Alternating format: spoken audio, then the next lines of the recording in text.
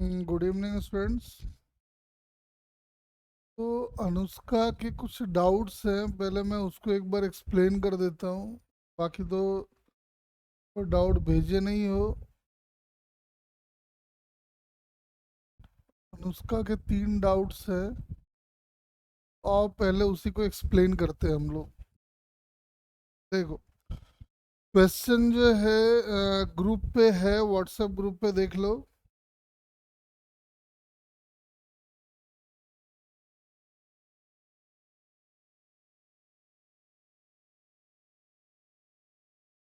Question एक बार पढ़ लो, WhatsApp group पे है।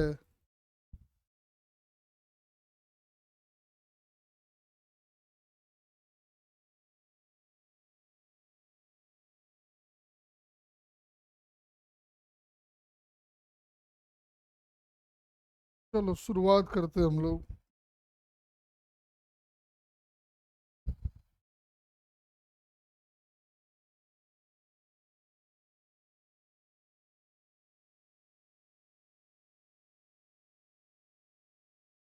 तो पहले पढ़ लो क्वेश्चंस को, फिर हम एक एक करके एक्सप्लेन कर देते हैं सारे क्वेश्चंस को।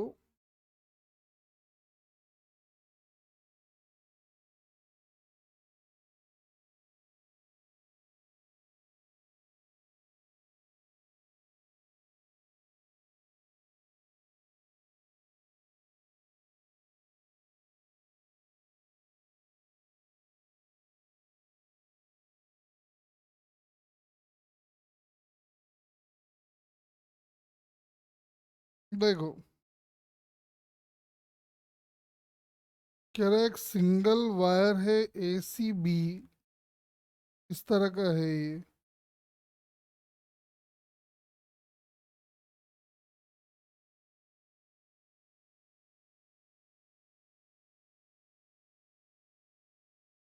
और यहाँ पे एक मास हैंग कर दिया है। ये एंगल 30 का है और ये एंगल 60 का है। ये पॉइंट है A, ये पॉइंट है B और ये है C। और ये R रेडियस के सर्कल में घूम रहा है, यानी कुछ ऐसे घूम रहा होगा।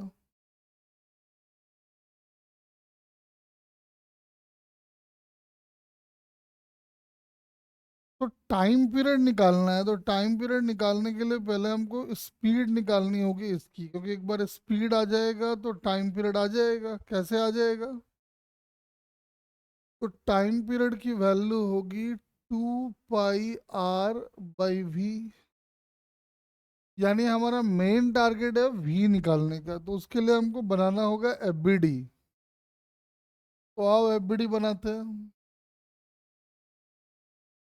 यहाँ का टेंशन T1 और यहाँ का टेंशन T2। ये एंगल 30 का और ये पूरा एंगल 60 का। तो T1 का इधर वाला कंपोनेंट होगा T1√3/2 और T1 का इधर वाला कंपोनेंट होगा T1 sin 30, मतलब ऐसा। वैसे ही T2 का भी रेजोल्यूशन करोगे तो T2 का इधर वाला कंपोनेंट आएगा T2 cos 60, मतलब ऐसा। और इधर आ जाएगा T2 sin 60, मतलब ऐसा। यानी इस बॉडी को ये दोनों मिलके सेंट्रीपिटल एक्सेशन प्रोवाइड कर रहे होंगे और ये दोनों मिलके इसके वेट को बैलेंस कर रहा होगा। तो आप इक्वेशन लिख लो। तो पहला इक्वेशन बनेगा net force toward the centre, मतलब T1 plus T2√3/2 must be equal to mv² यानी कि इक्वेशन बन गया T1 plus T2√3 is equal to 2mv²/r। दूसरा, इन दोनों का सम जो आएगा वो इसके वेट के इक्वल होगा, यानी कि सीधा अगर लिख लें तो T1√3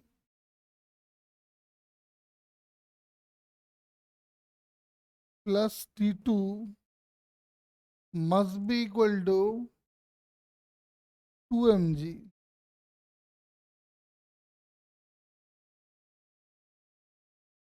अब देखो यहाँ पे ऐसा कुछ करना पड़ेगा कि अपने को V निकल के आ जाए। बताओ V कैसे आएगा?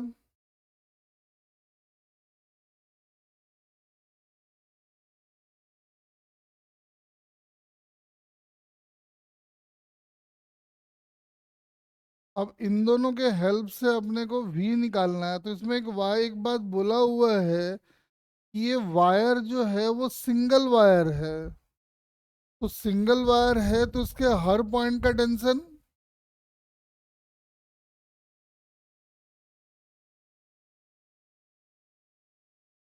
अगर ये वायर सिंगल है तो उसके हर पॉइंट का टेंशन सेम हो जाएगा। तो टेंशन को सेम करके दोनों को डिवाइड करके V निकाल लो, देखो तो कितना आ रहा है।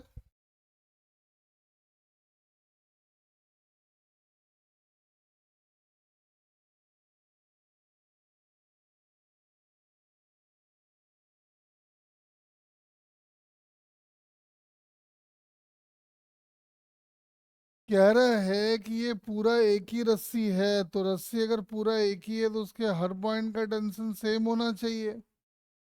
तो टेंशन सेम होना चाहिए तो दोनों को इक्वेट कर दो, यानी T1 T2 को इक्वल कर दो। तो ये वाला टर्म और ये वाला टर्म बराबरी तो हो जाएगा, यानी कि आ जाएगा 2mv² is equal to 2 mg।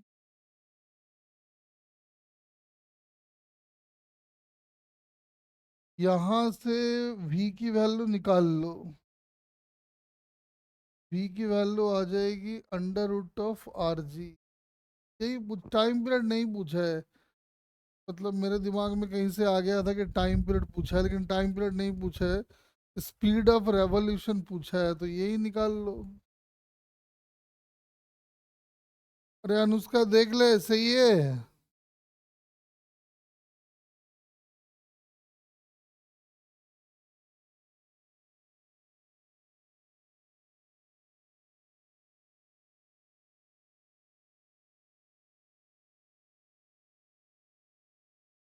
अब आओ जरा सेकंड वाले को देखते हैं।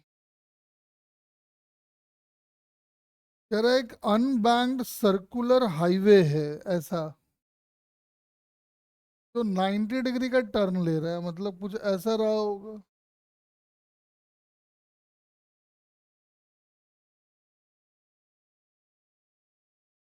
और ये एंगल 90 बता रखा है वो। कह रहा है कि जो ट्रैफिक है वो 108 किलोमीटर पर आवर की स्पीड से भाग रहा है। पहले तो इसको हम लोग मीटर पर सेकंड में बदल लो। कितना आ गया देखो जरा।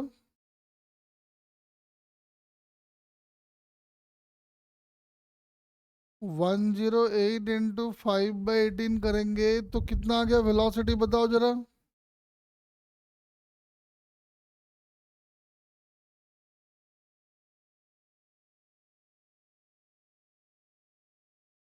वेलोसिटी कितनी आ रही है बताओ जरा, यहाँ पे सॉल्व करके कितना आएगा।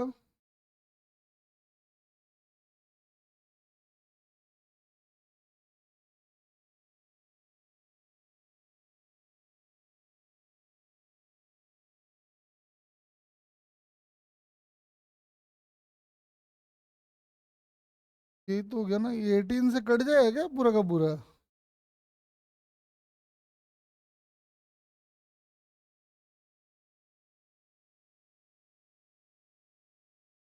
अरे कितना आएगा बोल।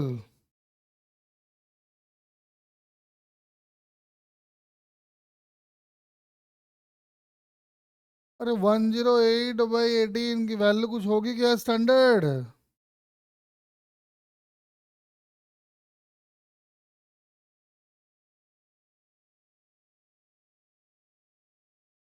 हो गया, डिवाइड नहीं कर पा रहे हो?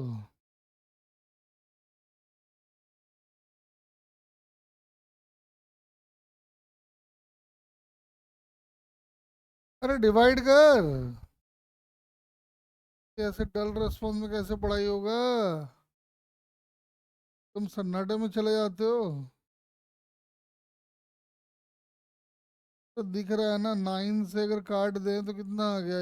एक, दो हो गया, ये दो हो गया, नहीं 6 हो गया। यानी ये 30 मीटर पर सेकंड आ गया।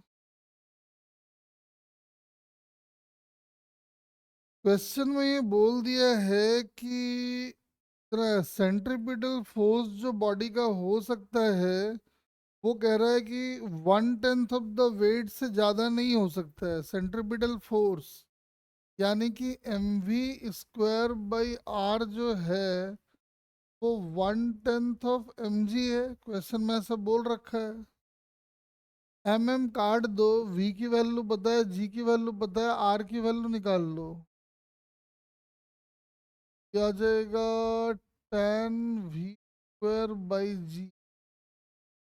जी को अगर हम 10 मान ले, ये कटकुट आ जाएगा और v² आ जाएगा, और v² की वैल्यू हो गई 900 मीटर। यानी रेडियस हमको मिल गया। तो कह रहा है बताओ ये जो कर्व है इसका लेंथ कितना होगा, तो दिख रहा है। अगर आपको रेडियस पता है और ये एंगल 90 पता है, तो ये लेंथ जो होगी वो होगी πr/2।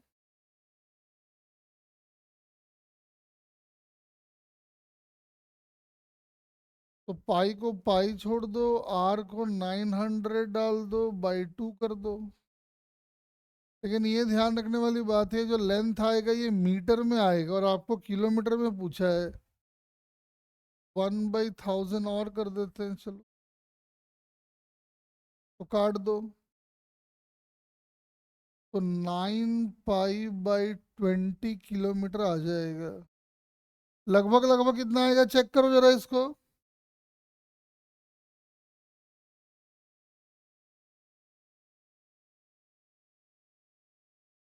चेक करके बताओ मुझे, ट्रैक का लेंथ कितना होगा?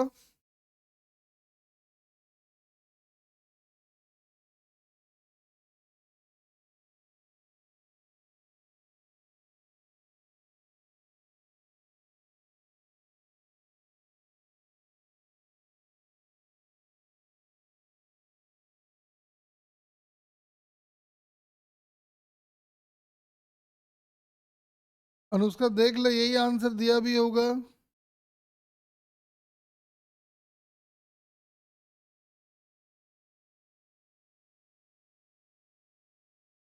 अब एक थर्ड देख लेते हैं, आ जाओ। A particle is constrained to move in a circle with 10 metre radius। कह रहा है कि आओ इसको एक बार समझते हैं। वैसे ऐसा क्वेश्चन मैंने कराया हुआ है तुम लोग को सर्कुलर मोशन में कई, और फिर भी एक बार देख लेते हैं। कह रहा है एक पार्टिकल की मजबूरी है कि वो सर्कुलर मोशन में जाएगा जिसका रेडियस 10 मीटर का है,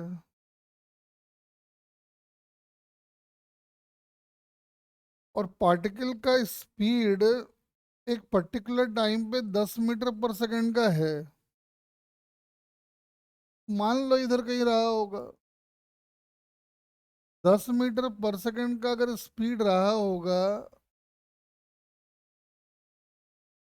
तो सेंट्रीपिटल एक्सलरेशन आएगा वो आ जाएगा v²/r।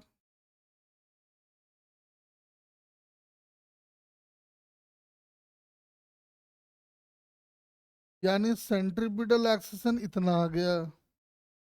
और कह रहा है कि पार्टिकल की जो स्पीड है वो बढ़ रही है 10 मीटर पर सेकंड स्क्वायर से बढ़ रही है। इसका मतलब 80 पक्का वेलोसिटी के अलोंग ही होगा, और 80 आपको 10 दे रखा है। an 10, 80 10, दोनों का जो रिजल्टेंट आएगा वो आएगा इधर, तो वो भी होगा 10√2। वैसे ये हमको पूछा नहीं, हमको एंगल पूछा है। तो दिख रहा है ये वाला 10, ये वाला 10। तो tan अल्फा जो आएगा वो आएगा 10/10, यानी कि 1। यानी अल्फा इज π/4। तो वेलोसिटी और एक्सलरेशन के बीच का जो एंगल है वो पाई/4 हो जाएगा। देखो आंसर आ गया। अनुष्का देख ले।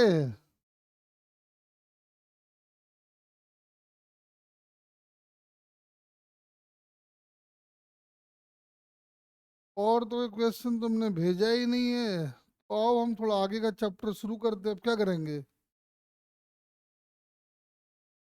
प्रभु जी कोई डाउट वाउट है तो भेज। सार्थक, मीनाक्षी, जितने बच्चे क्लास में हो बताओ, कोई डाउट है तो भेजो। मैं पहले भी इसलिए मैसेज किया था, कोई डाउट है तो भेजो।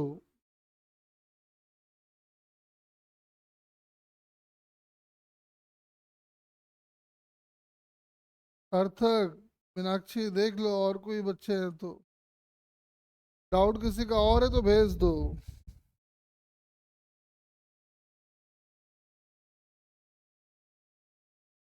चलो, और थोड़ा आगे आगे शुरू करते हैं, फिर क्या करेंगे और फिर वेट करें तुम लोग का। नेक्स्ट चैप्टर भी वैसे सर्कुलर के काफी एप्लीकेशन वाला चैप्टर है, तो शुरू कर देते हैं उसको।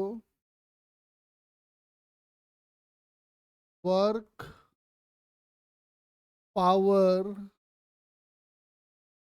And energy.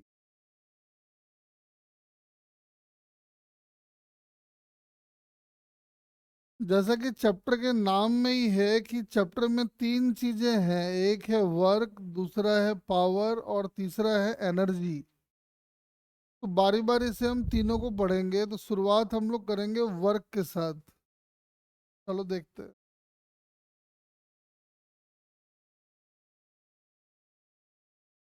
तो चलेगा। If a force acts on a body,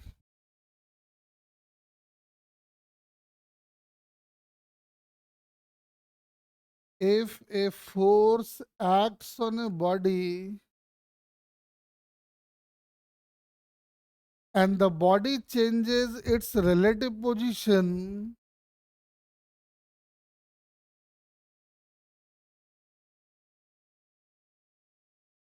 and if the body changes its relative position with respect to an observer,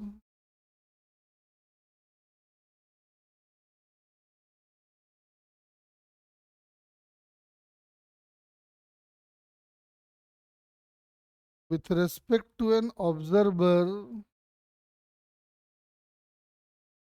then it is said that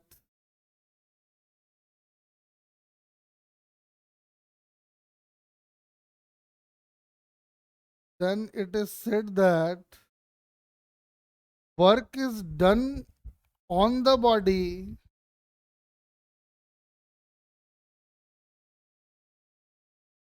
work is done on the body according to that observer।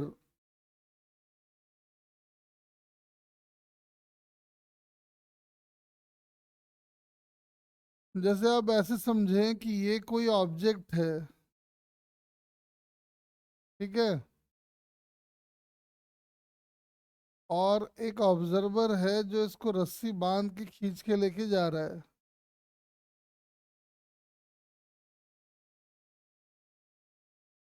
एक observer है जो एक काट पे बैठा हुआ है,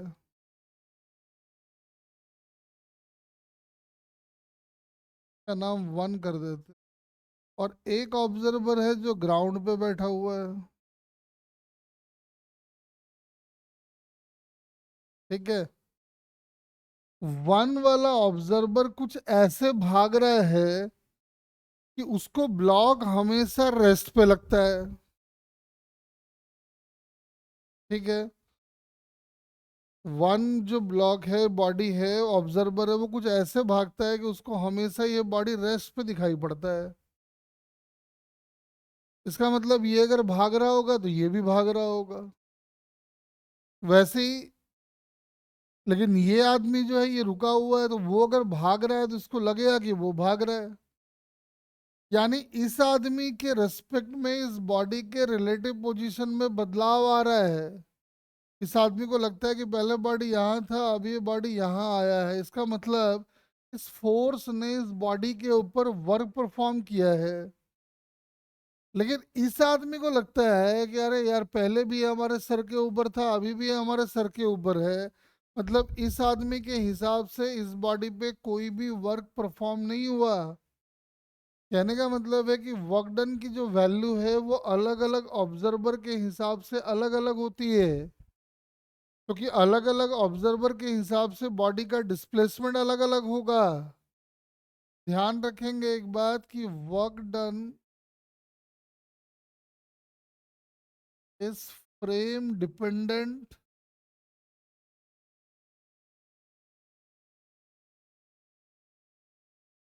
मतलब अलग अलग फ्रेम में वर्क को अगर देखोगे तो वो आपको अलग अलग दिखाई देगा। एक और एग्जांपल समझाता हूँ एकदम प्रैक्टिकल।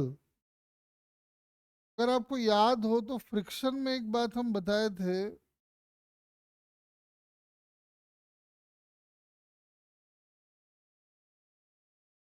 बॉडी मान लो ये कांस्टेंट वेलोसिटी से भाग रही है, और याद करो मैंने एक बात बताया था, अगर ये वाला म्यू है और ये थीटा है, और टैन थीटा की वैल्यू अगर लेस देन म्यू हो, तो मैंने क्या बताया था,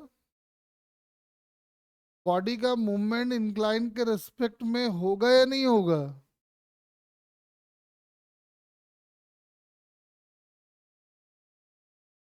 बताओ।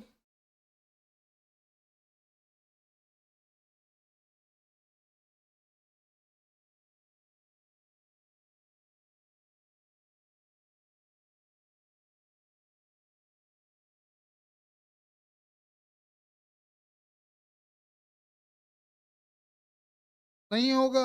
अरे ये सब कितनी बार पढ़े हम लोग। तो टैन थीटा अगर लेस देन म्यू है, इसका मतलब बॉडी का इंक्लाइन के रेस्पेक्ट में मूवमेंट नहीं होगा। ये हो गया कंफर्म। चलो भाई अच्छी बात है। अब ध्यान से देखो, अगर हम एक ऑब्जर्वर को यहां बिठा दे, इस आदमी के रेस्पेक्ट में ये वाला ब्लॉक चल रहा है या रुका हुआ है।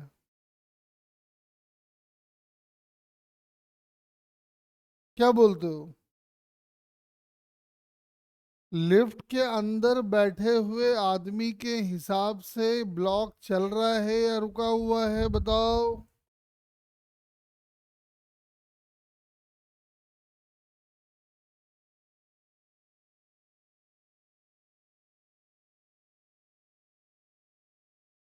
बताओ।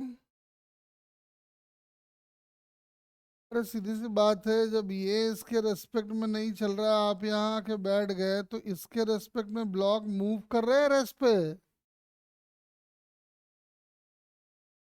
रुका हुआ है रेस्ट पे।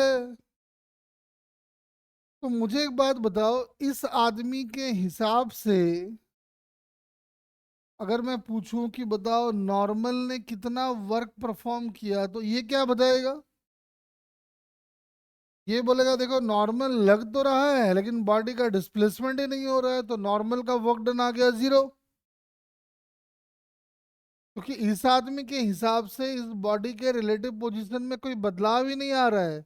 इसका मतलब नॉर्मल इसके ऊपर कोई भी वर्क परफॉर्म नहीं कर रहा है। लेकिन एक ऑब्जर्वर जो ग्राउंड पे हम बिठा रखे हैं, वो बोलेगा कि ये इसके रेस्पेक्ट में तो नहीं चल रहा है, लेकिन पूरी लिफ्ट ऊपर जा रही है।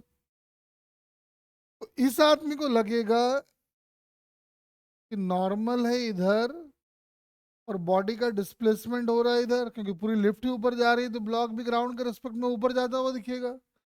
यानी इस बॉडी के हिसाब से जब आप देखोगे तो नॉर्मल का वर्क डन उस बॉडी पे जीरो होगा या नॉन जीरो होगा।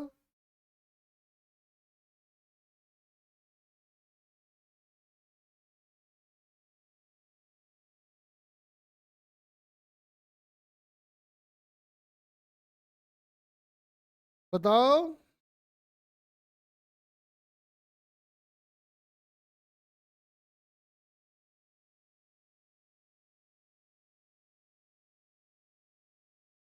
तो आप देख सकते हो वही नॉर्मल इसके रेस्पेक्ट में जीरो वर्क परफॉर्म कर रहा है, लेकिन इसके रेस्पेक्ट में नॉन जीरो वर्क परफॉर्म कर रहा है। इसीलिए मैंने बोला अलग अलग फ्रेम में जब आप देखोगे तो वर्क डन की वैल्यू अलग अलग दिखाई देगी, इसलिए हम कहते हैं work done is frame dependent. ठीक है, नीचे लिखो। मैथ चाहो तो एग्जाम्पल लिख लो, ये वाला एग्जाम्पल लिख लो एक। चाहो तो ये वाला एग्जाम्पल एक नोट कर लो।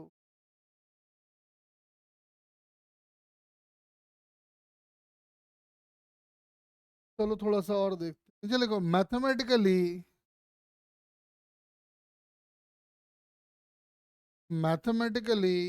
work is defined as the dot product of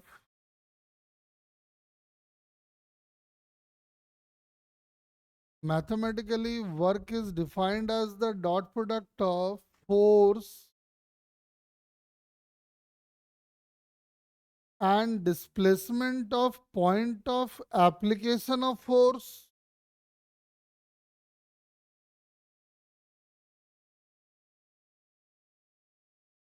Work is defined as the product of dot product of force and displacement of point of application of force. अब क्या होता है, बुकों में लिखा रहता है कि वर्क डन जो है वो होता है dot product of force and displacement, लेकिन डिस्प्लेसमेंट किसका? मैंने ये समझाने के लिए आपको लिखवा दिया है कि डिस्प्लेसमेंट हमें लेना है किसका? जिस पॉइंट पे फोर्स लग रहा है, that point is called point of application of force. इस पॉइंट को हम लोग कहते हैं point of application of force.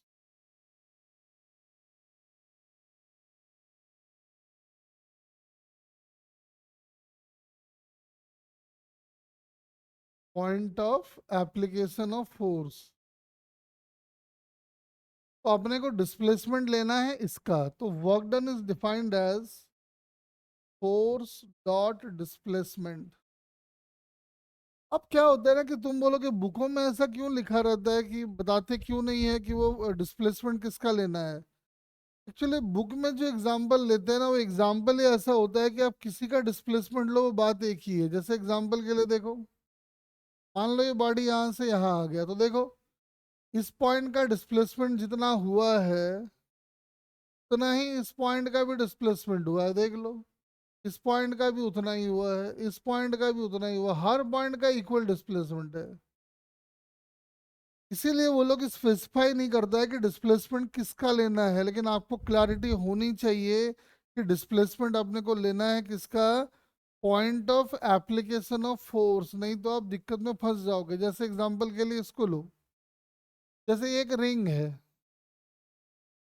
Ring को ऐसे मैंने काट दिया, और रिंग को काटने के बाद मैंने क्या किया है, दोनों रिंग को साइड बाय साइड ऐसे कनेक्ट कर दिए। ध्यान से देखना जरा। और यहां मैंने कर दिया हिंज, हिंज मतलब ऐसे, ये दोनों हाफ रिंग को ऐसे लगा दिया है। मतलब ये दोनों हाफ रिंग इस एक्सिस के अबाउट रोटेट हो सकते हैं, अलग नहीं हो सकते, ये सिर्फ रोटेट हो सकते। समझ गए ना? अब मैंने क्या किया,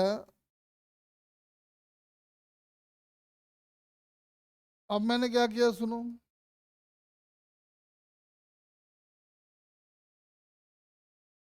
अब मैंने एफ फोर्स लगा के धीरे धीरे इस बॉडी को ऊपर खींचना स्टार्ट किए। तो समझ में आता है कि जैसे जैसे धीरे धीरे ऊपर जाएगा तो ये दोनों एंड एक दूसरे के नजदीक आएंगे, और एक टाइम ऐसा आएगा जब ये कंप्लीट रिंग बन जाएगा। आपसे बोला जाएगा बताओ जी इस प्रोसेस में एफ ने कितना वर्क परफॉर्म किया। यहाँ दिक्कत सबसे बड़ा ये है कि यहाँ अगर आप डिस्प्लेसमेंट देखोगे तो हर पॉइंट का अलग अलग डिस्प्लेसमेंट है। कैसे?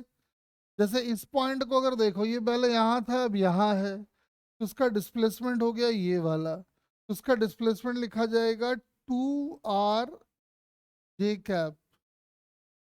इसका डिस्प्लेसमेंट देखो, ये पहले यहाँ था अब ये यहाँ है, तो इसका डिस्प्लेसमेंट लिखा जाएगा 2r आई कैप। वैसे इसका डिस्प्लेसमेंट अगर देखो तो उसका डिस्प्लेसमेंट है इधर, यानी कि 2r माइनस आई कैप।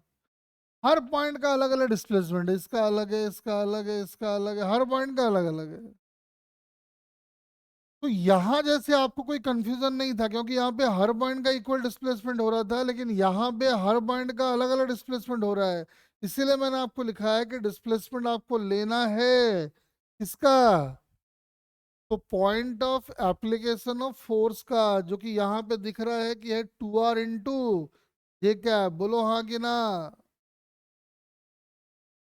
अरे बोलो, ये बात समझ में आया कि डिस्प्लेसमेंट किसका लेना है और क्यों लेना है?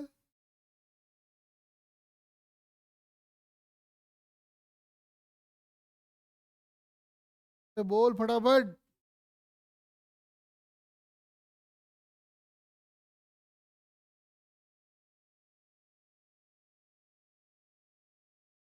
तो एक बार अगर हमको ये समझ में, अरे प्रभु जी समझ गए ना?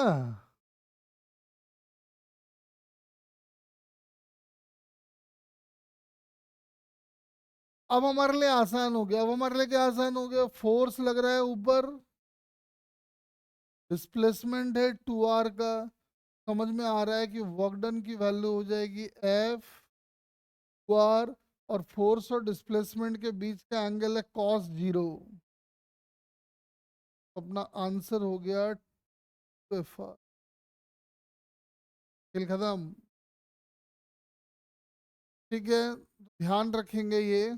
आओ थोड़ा सा हम वर्क डन को और थोड़ा एलाबोरेट करते हैं। देखो, अगर वर्क डन के फॉर्मूले को ध्यान से देखो, फोर्स लग रहा है इधर, डिस्प्लेसमेंट हो रहा है इधर, और दोनों के बीच का एंगल है थीटा। तो जो W आप लिखोगे, वर्क डन लिखोगे, वो होगा फोर्स का मॉड, मतलब F डिस्प्लेसमेंट, और दोनों के बीच का एंगल इतना। अब इसको हम दो अलग अलग तरीके से लिखेंगे। पहला तरीका, हम इसको लिखेंगे ऐसा, और दूसरा तरीका हम इसको लिखेंगे ऐसा। दोनों का मतलब समझा रहे हैं। देखो, पहले तरीके में हम क्या कर रहे हैं? पहले तरीके में हम कह रहे हैं, देखो जी एफ है इधर, मैंने इस एफ को कर दिया रिजॉल्व ऐसे, ये एंगल है थीटा। तो समझ में आ रहा है कि ये हो जाएगा एफ कॉस थीटा, और ये आ जाएगा एफ साइन थीटा। डिस्प्लेसमेंट हो रहा है इधर, तो वर्क डन में पार्टिसिपेट कौन करेगा? कॉस वाला और साइन, या साइन वाला, बताओ तो।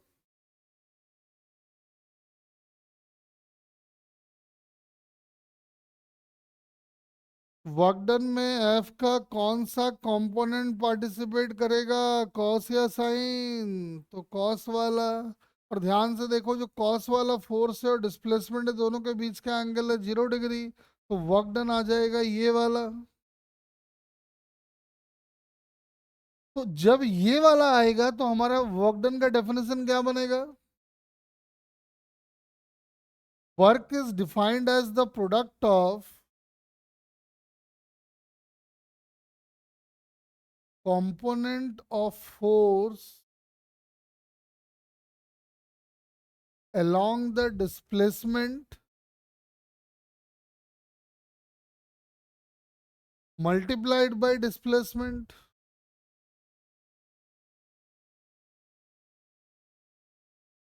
दूसरा डेफिनेशन कैसे बनाया गया, देखो जरा ध्यान से, यहां पे बनाते हैं।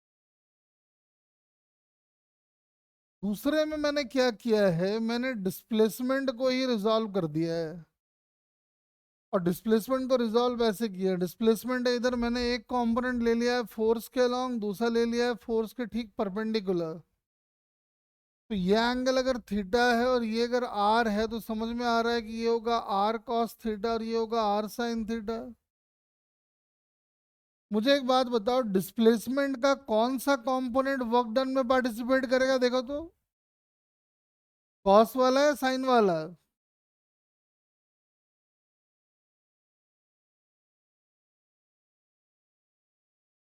डिस्प्लेसमेंट का कौन सा कंपोनेंट वर्क डन में पार्टिसिपेट करेगा?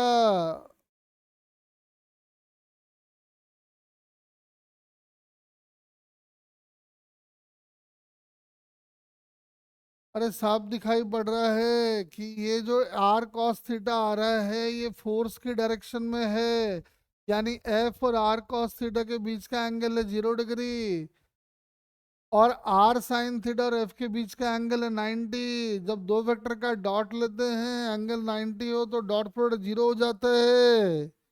इसका मतलब डिस्प्लेसमेंट का कॉस वाला कंपोनेंट वर्क डन करेगा। देखो डेफिनेशन बन गया ये वाला सेकंड वाला।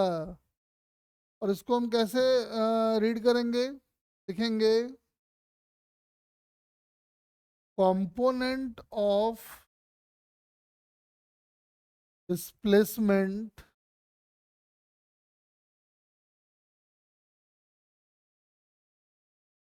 along the force,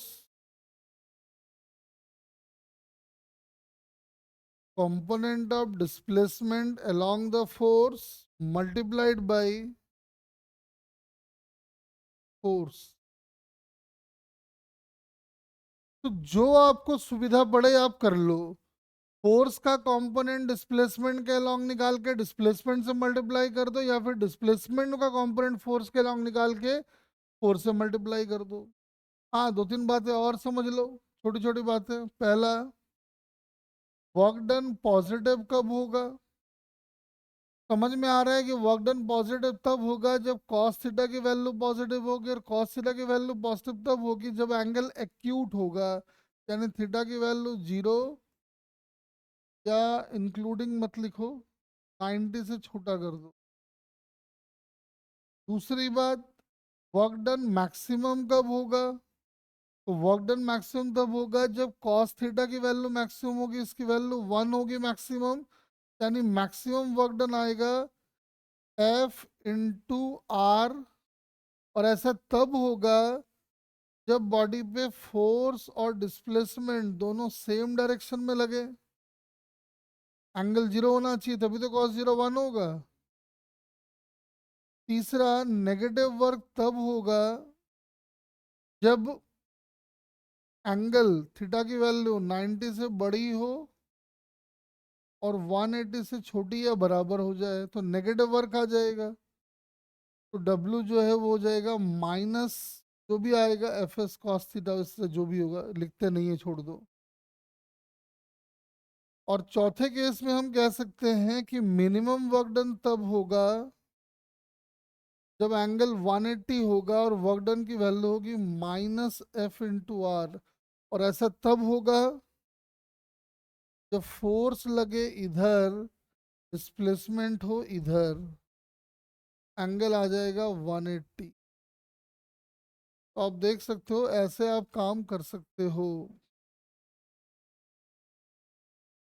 अरे बोलो, क्लियर हो गया क्या? ध्यान रखेंगे। वैसे हम लोग वैसे भी लॉज ऑफ मोशन में थोड़ा सा वर्क डन सीख चुके हैं, वहां पे हम लोग टेंशन का वर्क डन निकालते थे, कुछ याद है? Work done by force of tension on the entire system is equal to 0, वहां पे भी हम वर्क डन लिखना सिखाए थे। ध्यान आ रहा है कुछ?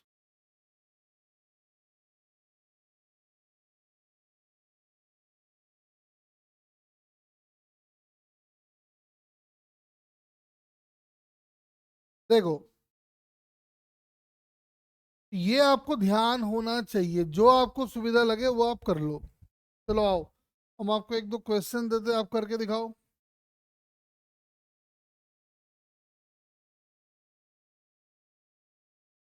जैसे ये कोई बॉडी है,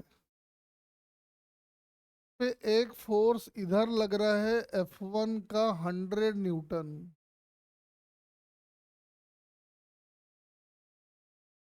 एक फोर्स इधर लग रहा है F2 का 37 पे एंगल 100 न्यूटन, एक फोर्स इधर लग रहा है F3 का 50 न्यूटन, इधर फोर्स लग रहा है F4 10√2 का 45 का एंगल। ये सारे फोर्सेस मिलके इस बॉडी को मूव करा रहे from x equal to 0 to x equal to 10 metre. ये सारे फोर्सेस मिलके बॉडी को मूव करा रहे हैं from x is equal to 0 to 10 metre. Calculate a part में work done by individual forces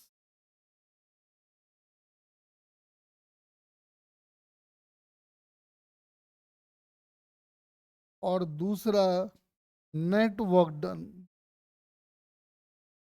चलो पता करो।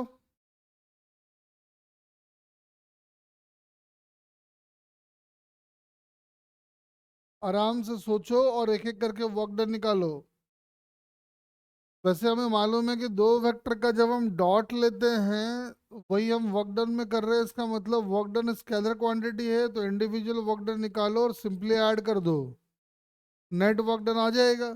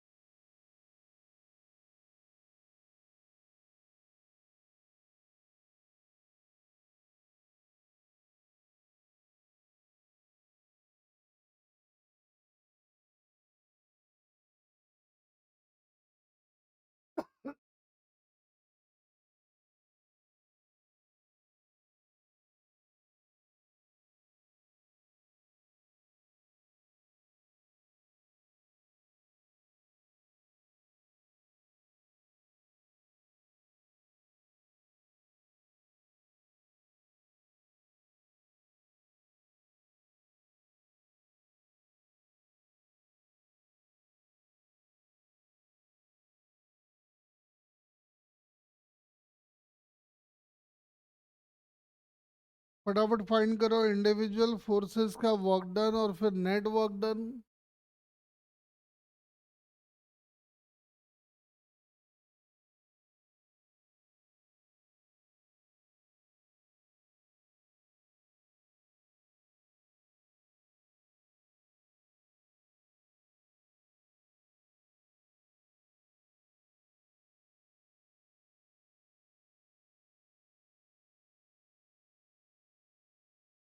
फटाफट फाइंड कर लो, बिल्कुल आसान सी चीज है।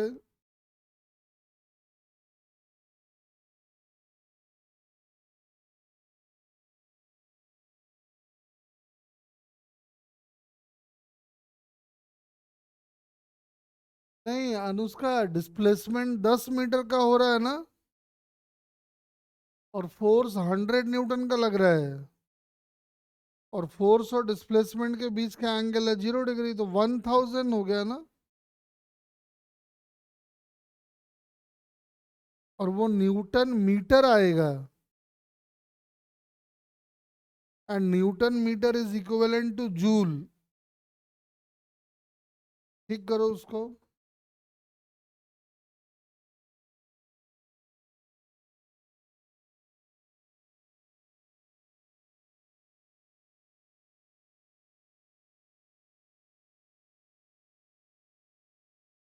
हाँ ठीक है, कोई बात नहीं, फटाफट फाइंड कर लो।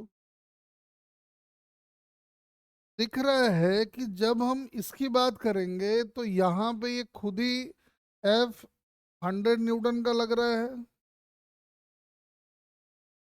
और डिस्प्लेसमेंट हमारा 10 मीटर का हो रहा है, एंगल 0 डिग्री है, तो समझ में आ गया कि भाई W1 जो होगा वो 1000 का हो गया, और न्यूटन मीटर मतलब जूल हो गया। जब इसकी बात करोगे तो इसका इधर वाला कंपोनेंट ये जो वर्क डन परफॉर्म करेगा, तो 100 का इधर वाला कंपोनेंट 80 हो जाना है। तो ये 80 और ये 10, तो समझ में आ रहा है W2 अपना 800 का हो गया। ठीक है, अब यहां अगर देखो अगर आप, तो F3 लग रहा है इधर, डिस्प्लेसमेंट है इधर, दोनों के बीच का एंगल है 90 डिग्री, तो जाहिर सी बात है वर्क डन आ जाएगा 0। चौथे में अगर ध्यान से देखो तो F3 का जो इधर वाला कंपोनेंट आएगा, ये वर्क डन में पार्टिसिपेट करेगा, वो भी वर्क डन माइनस में आएगा, वो भी 10 का है ये, तो ये 10 और आगे 10, यानी W4 आ जाएगा -100। तो नेट वर्क डन निकाल के अगर देखते हैं तो सिंपली ऐड कर दो, तो दिख रहा है कि 1700 जूल आ जाएगा। ठीक है, इसका एक तरीका और भी हो सकता था क्या, अगर ध्यान से देखो, सारे फोर्सेस का एक्स वाला कंपोनेंट निकाल लेते हैं। इधर 100, F2 का इधर वाला कंपोनेंट हो गया 80, F3 का इधर या इधर कोई कंपोनेंट आना नहीं है, छोड़ दो, F4 का इधर वाला कंपोनेंट आ रहा है 10, यानी कुल मिला के इस डायरेक्शन में जो नेट फोर्स हो गया वो 170 का हो गया।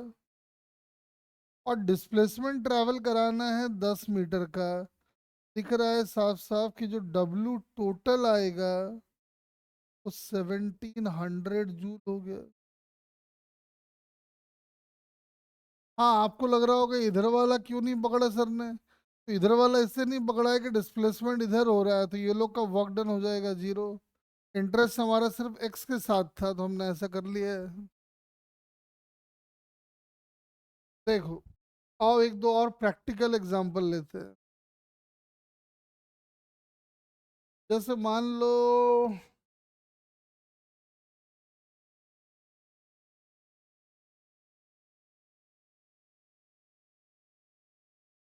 जैसे एक बॉल को ना यहाँ से गिराया गया,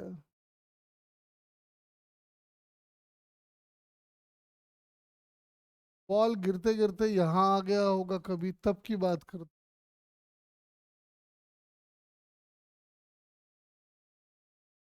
समझ में आ रहा है, उस समय इसकी वेलोसिटी कुछ इधर रही होगी और टेंशन अपना इधर रहा होगा।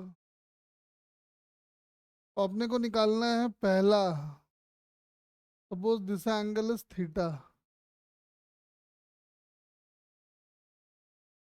स्टार्टिंग पॉइंट ये है, फाइनल पॉइंट ये है, तब की बात कर रहे हैं। पहला, work done by force of tension, दूसरा work done by gravity, string की लेंथ है L। मतलब जब ये बॉडी यहाँ से यहाँ आया है, तो इस प्रोसेस में आपको बताना है कि टेंशन ने कितना वर्क किया, mg ने कितना वर्क किया, और एक जोड़ लेते हैं सर्कुलर मोशन वाला, work done bye centrifugal force.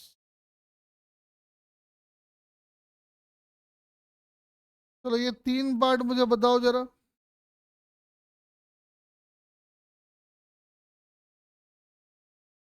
जल्दी जल्दी फाइंड करो।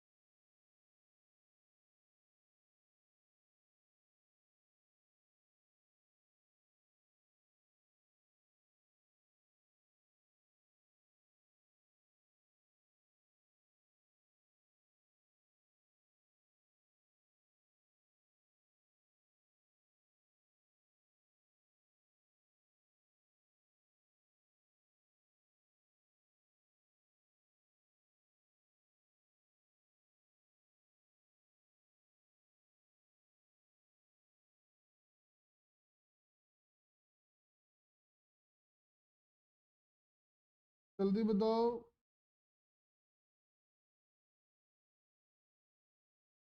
टेंशन का वर्क डन, ग्रेविटी का वर्क, फोर्स का।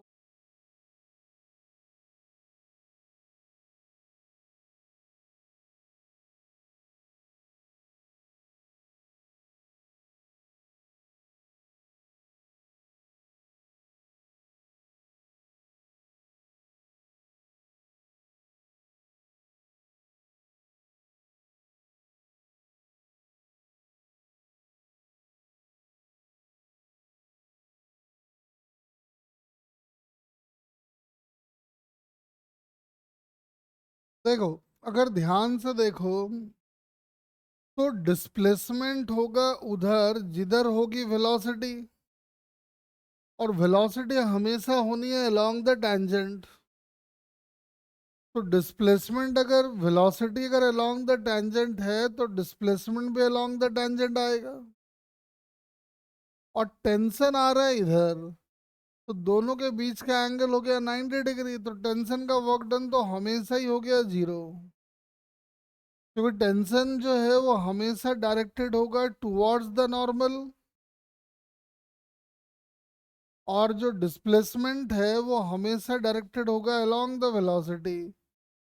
तो टेंशन और डिस्प्लेसमेंट के बीच का एंगल हो गया 90 डिग्री, तो वर्क डन जीरो।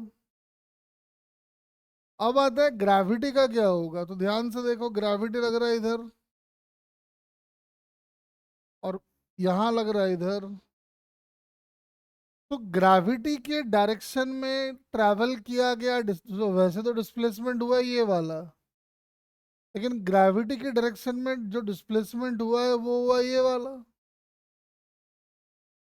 अगर ध्यान से देखो तो ये एंगल थीटा है, तो ये एंगल थीटा होगा, तो ये एल कॉस थीटा हो जाएगा।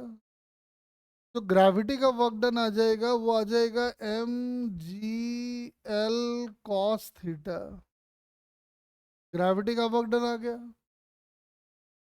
क्योंकि ये वाला जो डिस्प्लेसमेंट है ये ग्रेविटी में ये और ये एक दूसरे के परपेंडिकुलर हो गए, तो इसकी वजह से तो वर्क होगा नहीं, जो भी वर्क होगा इसकी वजह से होगा, तो ये निकाल लिए।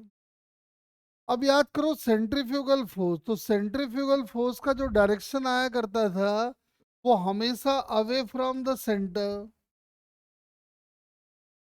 तो अगर centrifugal force away from the centre है और डिस्प्लेसमेंट अलोंग द टेंजेंट है, तो दोनों के बीच का एंगल फिर से एक बार 90, तो सेंट्रीफ्यूगल फोर्स का वर्क डन तो हमेशा ही जीरो होगा, क्योंकि सेंट्रीफ्यूगल फोर्स हमेशा ही अवे फ्रॉम द सेंटर होगी,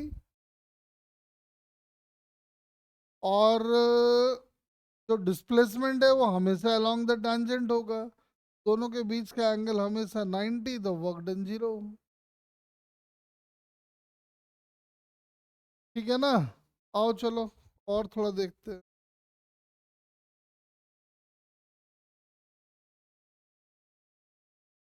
चलो एक आप बताओ,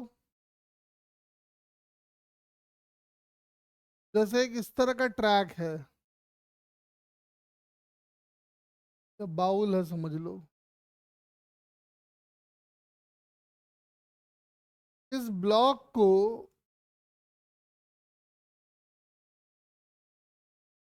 धीरे धीरे धीरे धीरे धीरे धीरे धीरे उठा के यहां से यहां ले गए।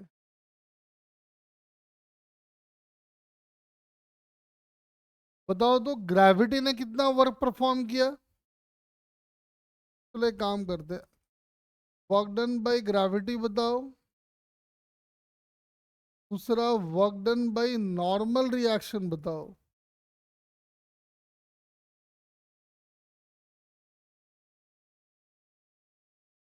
बताओ जरा।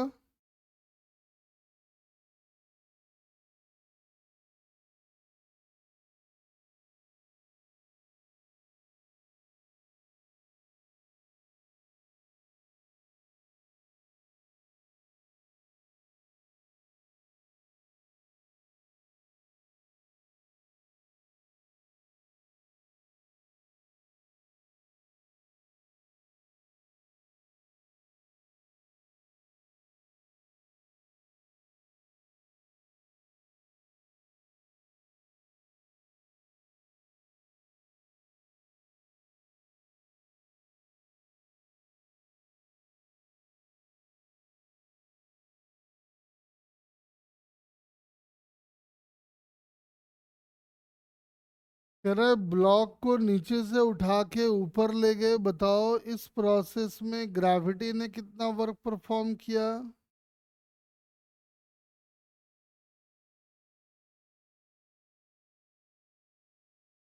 और एमजी ने कितना वर्क परफॉर्म किया, बताओ जरा।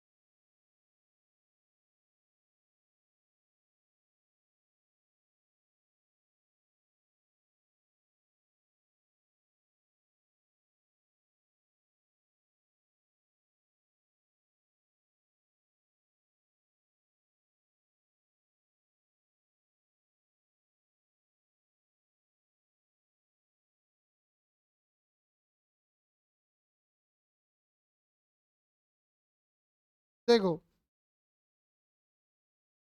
बताओ क्या आएगा।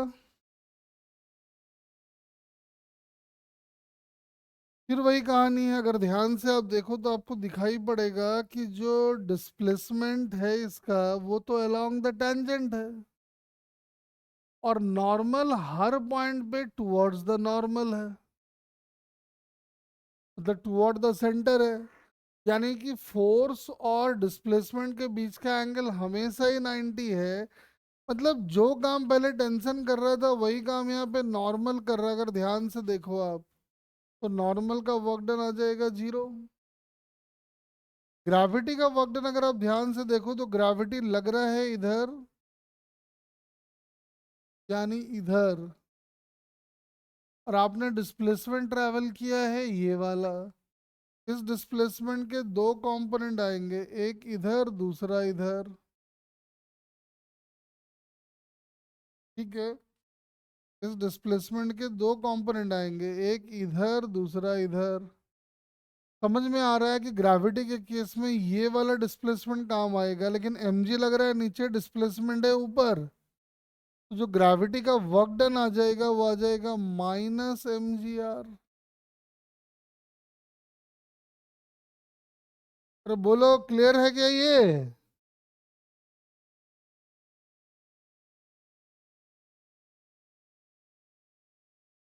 हाँ जी बताओ।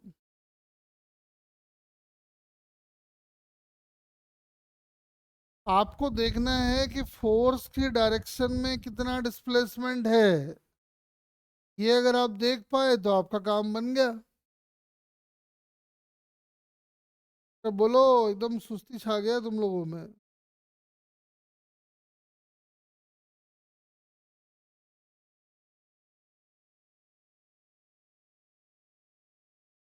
तो बोल।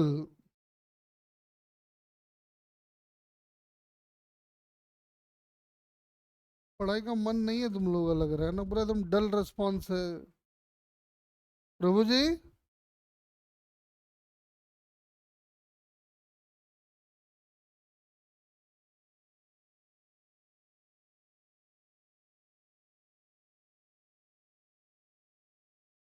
देखो, और देखो, जैसे ये पेंडुलम है, और इस पेंडुलम पे एक फोर्स लग रहा है, इधर लगातार ऐसे ही लग रहा है।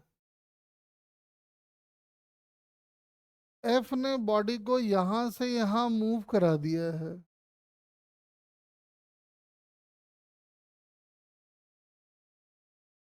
बताओ तो, एफ ने कितना वर्क परफॉर्म किया है, ग्रेविटी ने कितना वर्क परफॉर्म किया है, ढूंढो। Work done by force of tension, work done by force F, तीसरा work done by gravity. Find करो।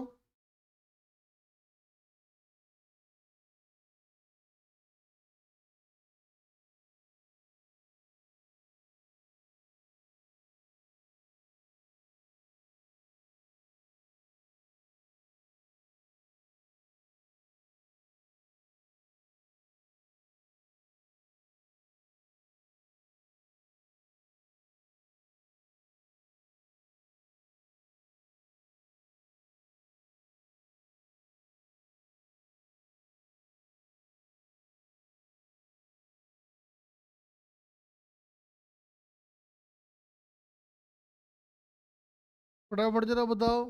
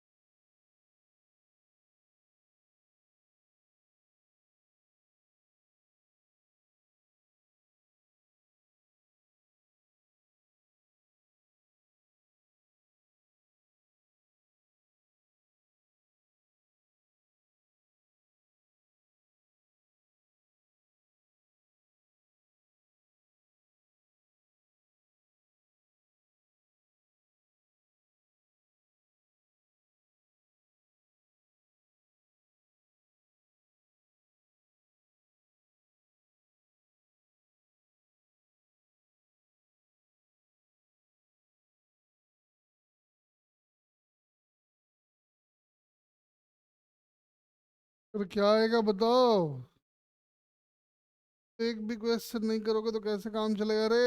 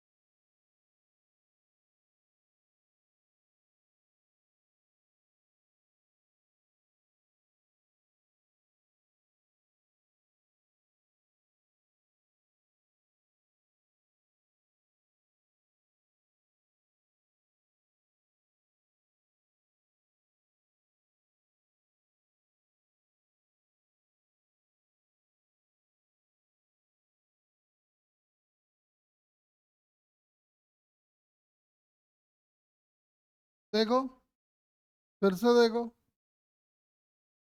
जो डिस्प्लेसमेंट होना है वो होना है ये वाला।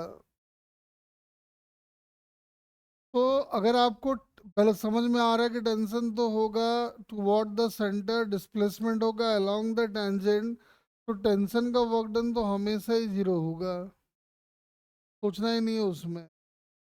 एफ का ध्यान से देखो तो डिस्प्लेसमेंट के दो कंपोनेंट बनेंगे, एक बनेगा ये वाला और एक बनेगा ये वाला। ये वाला है L minus L cos theta, क्योंकि ये वाला है एल कॉस थीटा और ये वाला है एल साइन थीटा, तो साफ दिखाई पड़ रहा है एफ के डायरेक्शन में डिस्प्लेसमेंट ये वाला है, तो एफ का वर्क डन आ जाएगा एफ एल साइन थीटा। ठीक है, और एम जी का वर्क डन जो आ जाएगा वो दिख रहा है, चूंकि एम जी लग रहा है नीचे और डिस्प्लेसमेंट हो रहा है ऊपर यानी अपोजिट डायरेक्शन में है, तो ये हो गया minus m g l into one minus cos theta. तो आप देख सकते हो कि तीनों का वर्क डन आ गया।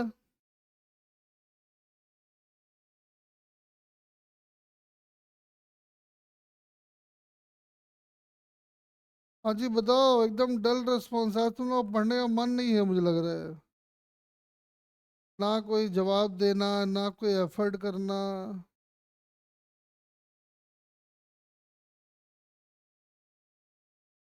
तो कैसी बात है प्रभु जी, बता देना।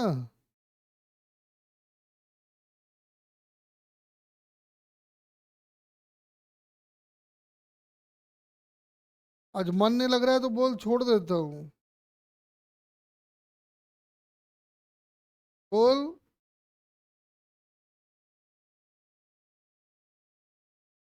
कंटिन्यू करूँ?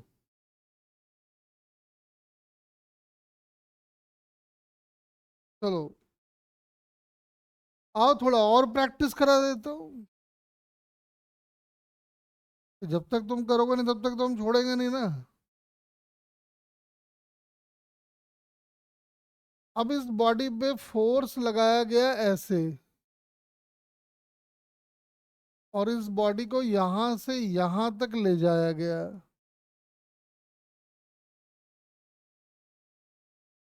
ठीक है, एम मास का बॉडी है, इसको यहां से यहां ले जाया गया, 90 का एंगल है ये। फिर वही क्वेश्चन है, पता करो। नंबर वन, टेंशन का work done. Number two, F का work done. Number three, gravity का वर्क डन। चलो ट्राई करो।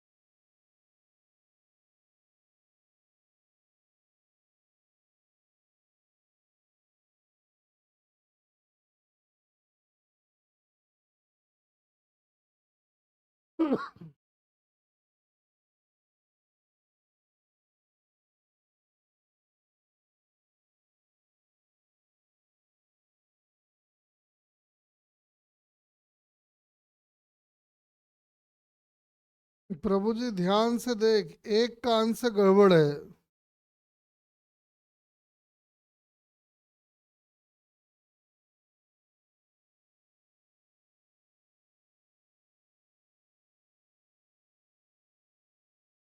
दो सही है प्रभु जी, एक गलत है, उसको ठीक कर।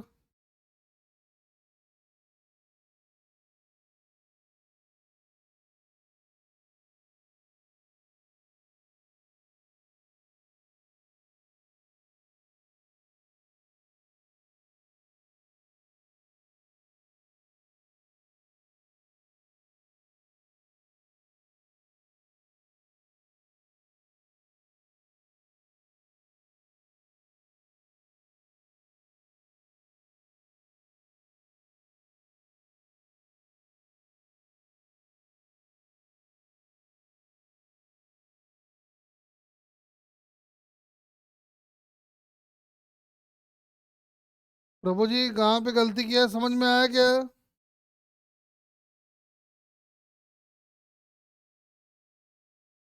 नहीं, टेंशन सही है, एफ भी सही है, एमजी को ध्यान से देख।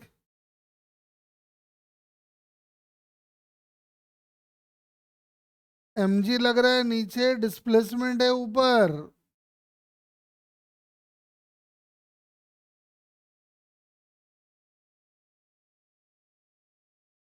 हाँ, तो माइनस एमजी आना चाहिए था ना। हाँ, मीनाक्षी का बिल्कुल सही है।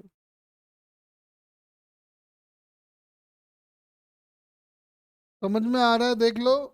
मैंने क्या बताया था, work is defined as the product of force multiplied by direction या displacement in the direction of force, तो यही तो लोग है।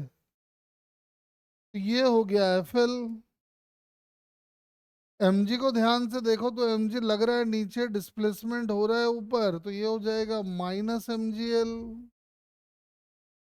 और टेंशन के वर्क डन की बात करोगे तो वो तो जीरो, क्योंकि टेंशन जो है वो लगेगा टुवर्ड द सेंटर, और जो डिस्प्लेसमेंट होगा वो अलोंग द टेंजेंट, तो दोनों के बीच का एंगल तो हमेशा ही 90, तो वर्क डन जीरो। चलो एक और देखते हो।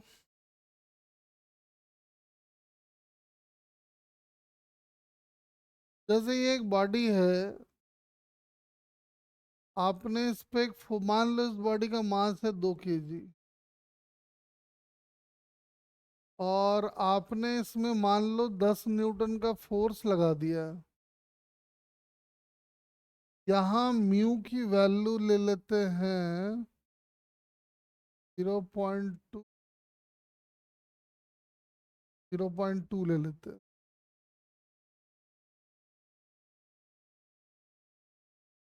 Calculate work done by F friction and gravity in first 2 seconds।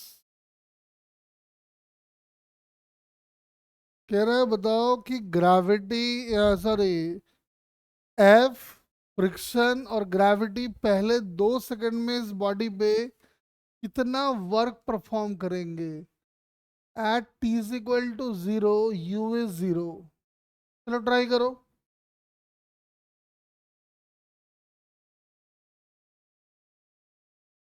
अब ये समझ लो लॉज ऑफ मोशन का केस स्टार्ट हो गया है।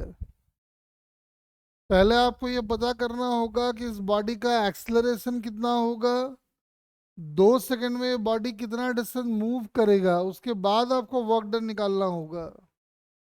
ट्राई करो।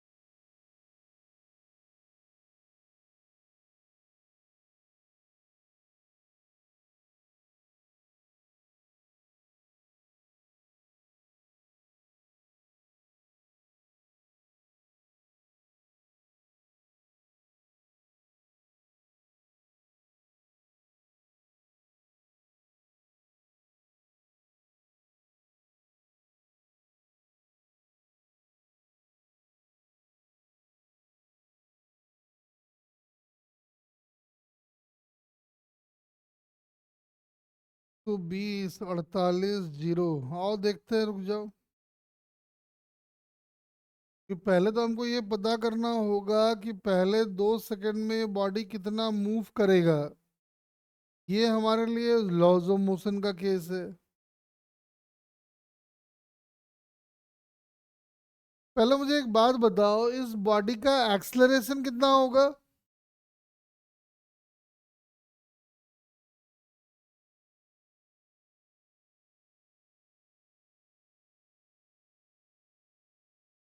थ्री मीटर पर सेकंड स्क्वायर आ रहा है, देख लो जरा।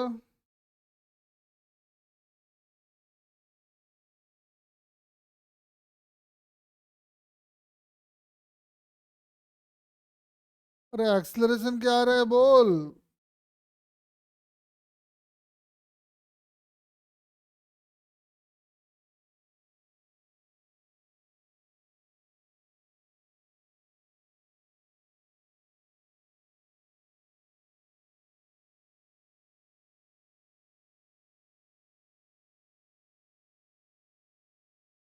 तो 3 मीटर पर हाँ देख लो, काउंट कर लेते हैं ना, दिख रहा है। ये 10 का है और फ्रिक्शन अपना हो गया 0.2 × 20 यानी 4 न्यूटन का। यानी नेट फोर्स 6 का और मास 2 का, तो एक्सलरेशन आ गया 3 का। 2 सेकंड में ये भागेगा हाफ 3, 2 का स्क्वायर यानी कि 6 मीटर। अब कह रहा है एफ का वर्क डन बताओ, तो बड़ा आसान। एफ इधर लग रहा है 10 न्यूटन का, डिस्प्लेसमेंट है 6 मीटर का, यानी वर्क डन आ गया 80 जूल। फ्रिक्शन में अगर ध्यान से देखो तो फ्रिक्शन लग रहा है 4 न्यूटन का, वो भी इधर। और डिस्प्लेसमेंट हो रहा है इधर, कितने का, तो 6 मीटर का। यानी वर्क डन आ जाएगा -24 जूल।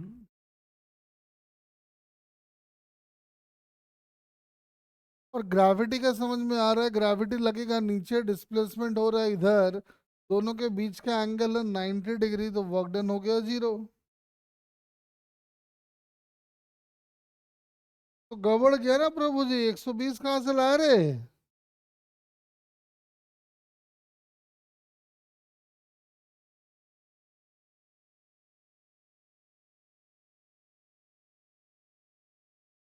अरे क्यूब क्यों कर रहा है, तो स्क्वायर ही तो करोगे। चलो एक और कराता हूँ, ऐसे आ जाओ। अब कैसे देखो, पीछे का चीज सब काम आएगा आपको। जैसे मान लो ये बॉडी के ऊपर एक बॉडी रख दिया है,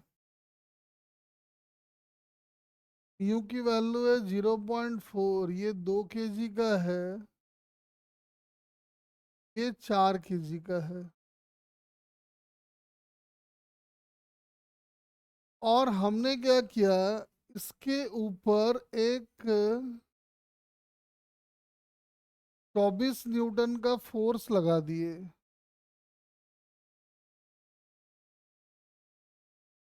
कैलकुलेट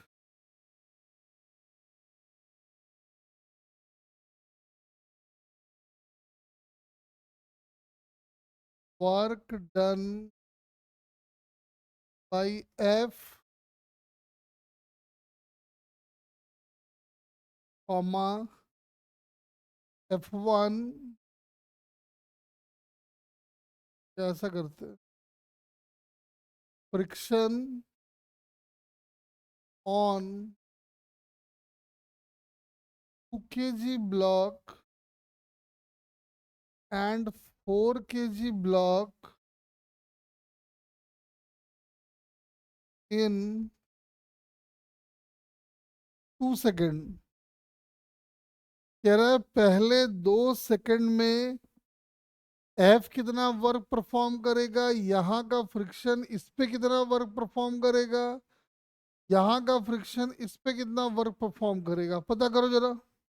पहले तो आप ये पता करो कि दोनों बॉडी साथ चलेंगे अलग अलग, क्योंकि आपको निकालना होगा 2 सेकंड में हर बॉडी का डिस्प्लेसमेंट कितना कितना होगा। उसके लिए पहले आप पता करो कि ये दोनों साथ चलेंगे अलग अलग, पता करो।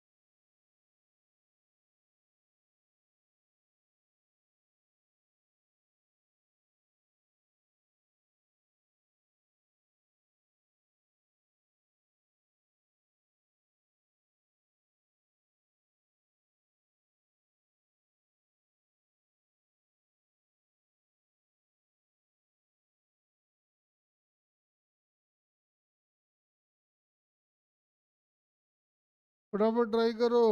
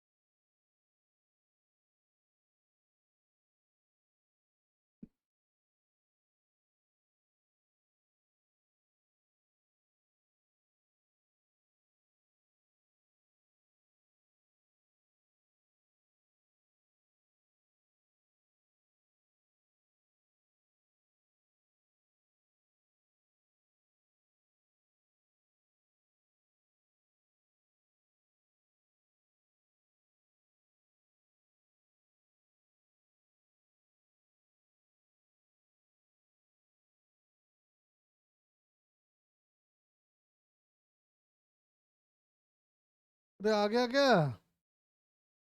पहले मुझे एक बात बताओ, ये दोनों बॉडीज का मूवमेंट साथ हो रहा है या अलग अलग हो रहा है, पहले ये बताओ।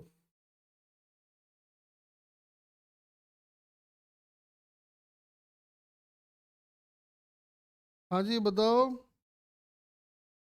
क्या दोनों बॉडीज का मूवमेंट साथ होगा या अलग अलग?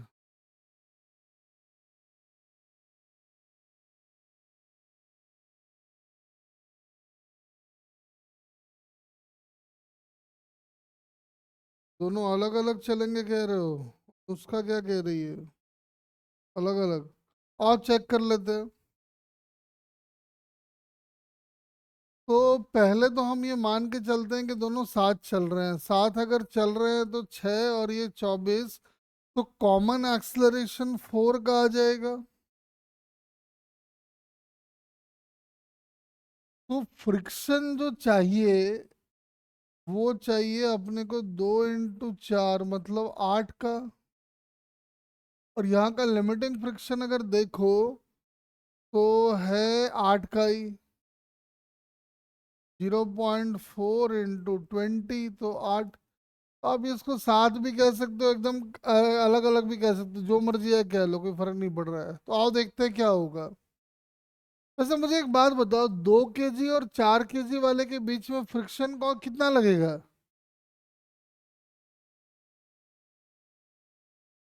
2 kg और 4 kg वाले के बीच में फ्रिक्शन कितना? 8 एप्लीकेबल होगा, बिल्कुल सही। तो ध्यान से देखो, 2 kg वाले का एक्सलरेशन आएगा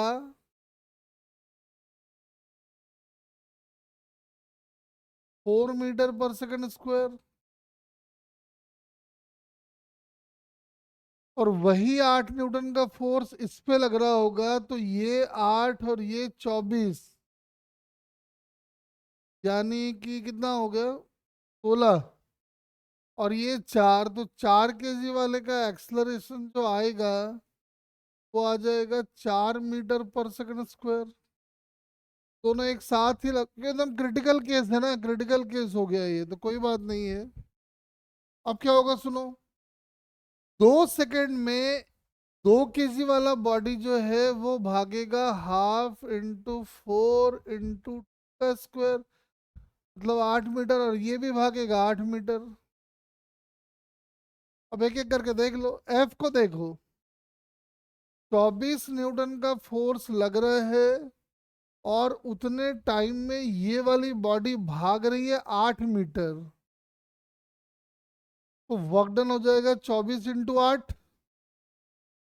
जो भी आना होगा देख लो। अब फ्रिक्शन को देखो। आप कह रहे हो कि 2 kg वाले पे फ्रिक्शन लग रहा है आगे, वो भी 8 न्यूटन का, और 2 सेकंड में वो भाग रहा है 8 मीटर। तो वर्क डन आ गया 64 जूल का, 64 जूल का वर्क पे परफॉर्म हो रहा होगा। 4 kg वाले को देखें तो फ्रिक्शन लग रहा है इधर 8 न्यूटन का, और ये भाग रहा है, कितना भाग रहा है? 8 मीटर इधर। तो 8 न्यूटन का फ्रिक्शन इधर और 8 का इधर, तो यानी कि -64 जूल का वर्क फ्रिक्शन इस बॉडी पे करेगा। अब देख लो, मतलब आप अगर सही मायने में देखो तो ये सब पुराने फ्रिक्शन के क्वेश्चंस हैं, कोई नया क्वेश्चन नहीं है। एक और करा देते, रुक जाओ ऐसा।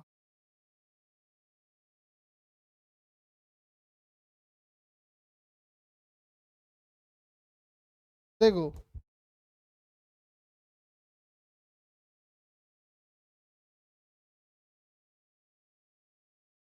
ये 2 का, ये 4 का,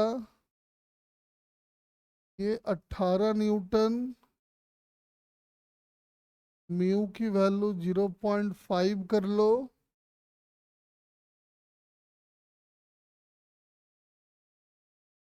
म्यू की वैल्यू 0 कर लो। पता करना है आपको work done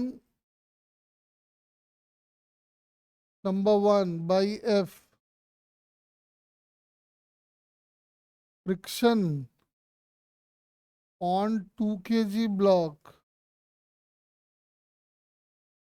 third friction on 4 kg block.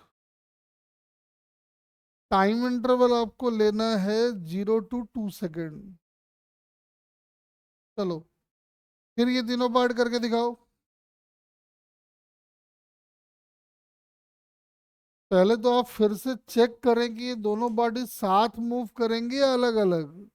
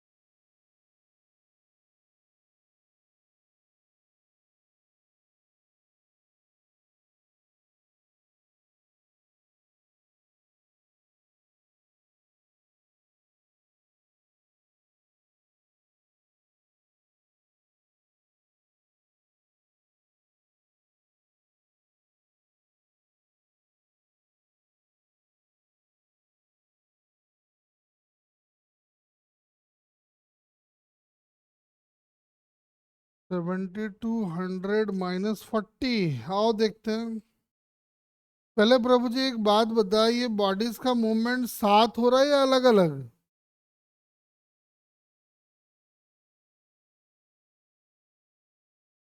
अलग अलग हो रहा है। चेक करो, चेक कर लो एक बार अच्छे से।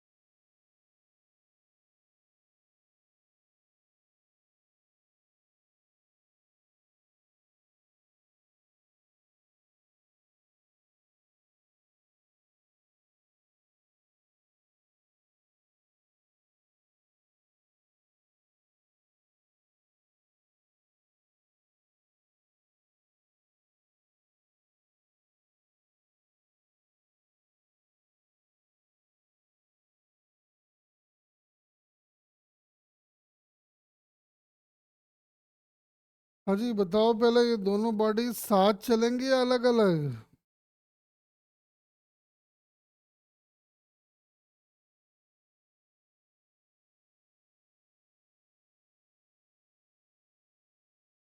प्रभु जी तो कह रहे हैं अलग अलग।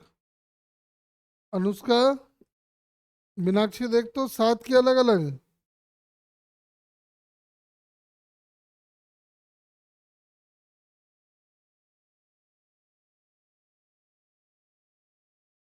अनुष्का चेक करके देख। मीनाक्षी, ये दोनों साथ जाएंगे अलग अलग जाएंगे? चेक कर, फ्रिक्शन का क्वेश्चन है ये।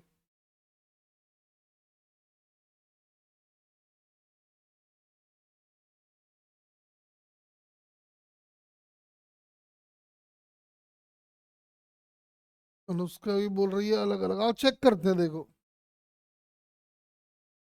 अगर दोनों को साथ माने तो कॉमन एक्सलरेशन जो आएगा 18 और 6, 3 का आएगा। 2 केजी को देखें तो फ्रिक्शन ही है जो 2 केजी वाले को भगा रहा होगा, यानी 6 न्यूटन हो गया। और जो लिमिटिंग फ्रिक्शन है वो है 0.5 × 20, तो 10 का हो गया। साथ चलने के लिए 6 न्यूटन का फ्रिक्शन चाहिए और मैक्सिमम 10 न्यूटन का हो सकता है, तो साथ ही चलेगा, अलग अलग क्यों चलेगा फिर ये? बोलो।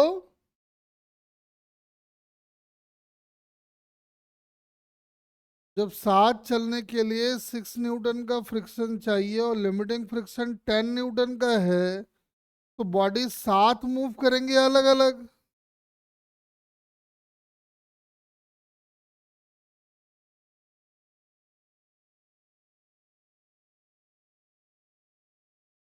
तो कैलकुलेशन गड़बड़ किया ना प्रभु जी, ठीक से कर। कैलकुलेशन को बदलो फिर से।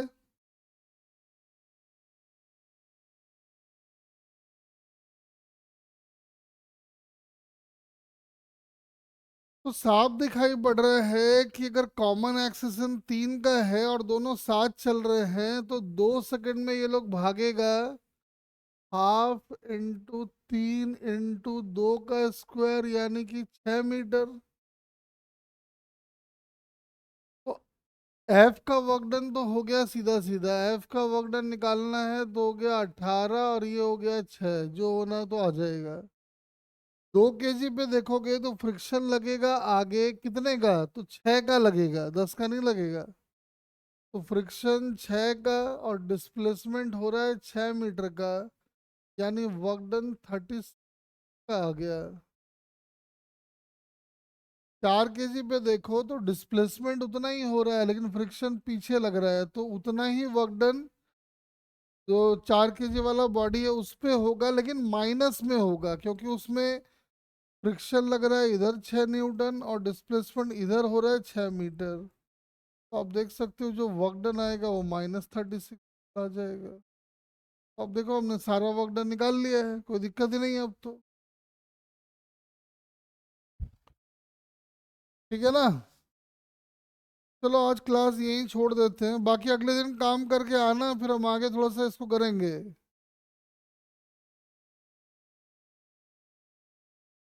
चलो नोट्स जनरेट कर देते हैं।